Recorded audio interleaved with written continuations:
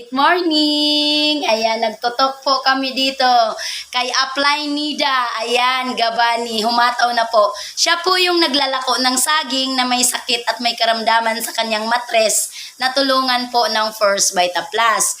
At proud to be, present namin sa inyo si Apply Elias Minoras. Nandyan na po sa ating katalog ng First Vita Plus.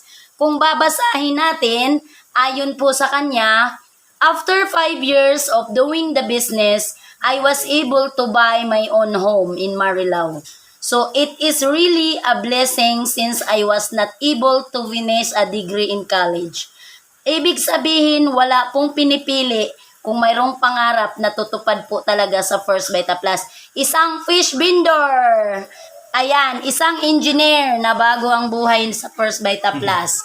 At ito po, isang engineer ulit. Ayan po, kung makikita natin. So, wala pong imposible na sa First Vita Plus. Power! Power!